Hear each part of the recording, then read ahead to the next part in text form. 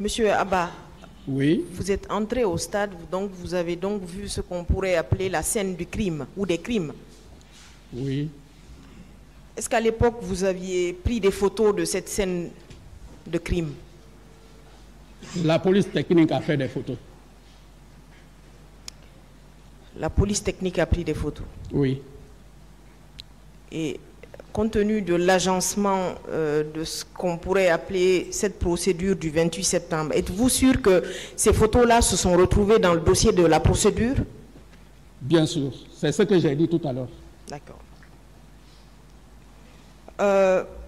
Hier ou avant-hier, M. Kamara Ansouman a dit que quand il y a eu ce massacre, il a essayé de vous joindre et qu'il avait eu au téléphone votre chef de cabinet ou le chef de cabinet du ministère de la Sécurité, qui lui a fait comprendre qu'il existait ce qu'on pourrait appeler un poste de commandement au niveau du camp Samori. Est-ce que vous pouvez nous en dire un peu plus de ce poste de commandement? C'est lui qui l'a dit. D'abord, hier, quand on m'a demandé est-ce que j'étais avec le général Toupou, j'ai dit non. J'ai dit non. Même en échange, je n'ai rien échangé avec le général Toupou. Ok, donc vous venez dire que cela n'a jamais existé et que vous n'avez jamais communiqué dans ce sens. Vous parlez de deux choses, hein. Vous parlez d'un PC. Si vous parlez d'un PC auquel le général Toupou, en tant que chef de cabinet, avait pris part, lui, il n'a pas échangé avec moi. Moi, j'étais à la base, à la direction générale de la police, à Koléa. Et vous n'avez jamais échangé ce jour avec une autorité militaire ou une autorité militaire quelconque, ce jour, vous étant de la police? Jamais. D'accord. Monsieur Abba, après Oui. ces événements, 2 ou 3 jours, avez-vous cherché à rencontrer, parce que vous étiez une espèce de mémoire institutionnelle, vous avez vu ce qui s'est passé, vous avez vu les scènes du crime ou des crimes, du massacre. Est-ce que vous avez cherché à rencontrer soit le procureur général de ce pays, à l'époque, ou alors le procureur de la République près du tribunal de première instance de Dixine, pour au moins vous livrer à quelqu'un qui est quand même une autorité judiciaire, même si on était dans une période où il y avait quand même une certaine instabilité? L'avez-vous fait ou pas? La croix de liaison entre moi et l'autorité judiciaire, c'était la DCPJ. Vous savez que la justice travaille avec des officiers habilités. L'autorisation, là, on reçoit du procureur. Mais, monsieur Abba, Oui. à l'époque, vous aviez combien d'années d'expérience au sein de la police? Plusieurs. Plusieurs années. Oui. Vous n'aviez quand même pas, sur le plan moral, une espèce d'obligation de signalement de ces crimes-là auprès de ces autorités judiciaires qui étaient quand même vos autorités hiérarchiques, ne serait-ce que même de façon informelle, vu l'ampleur du massacre et des crimes? Mais je ne sais pas si vous êtes en train de comprendre.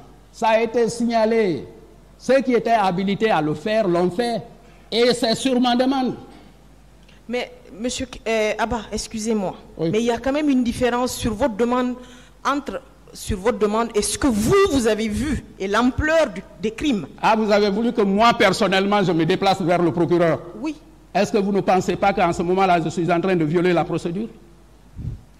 Monsieur Abba, vous savez, vous et moi, enfin, nous tous, de ce qu'on pourrait appeler la chaîne pénale, Oui. on a quand même une espèce d'obligation déontologique lorsque certains crimes sont commis en notre présence, compte tenu parfois du statut que nous avons, compte tenu du fait que souvent nous prêtons serment, compte tenu du fait que nous comprenons mieux ces choses-là que le citoyen lambda.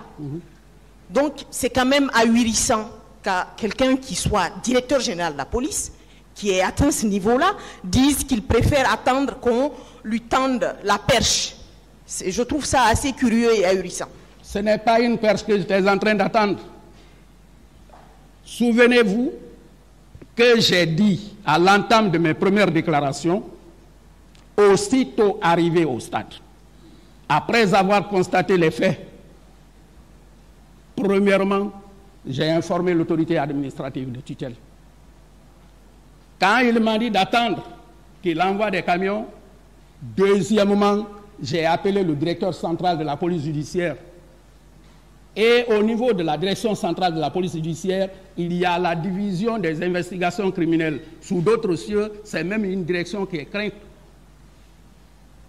Ces gens, c'est les gens les plus spécialisés et sur toute l'étendue du territoire national, ils ont la compétence.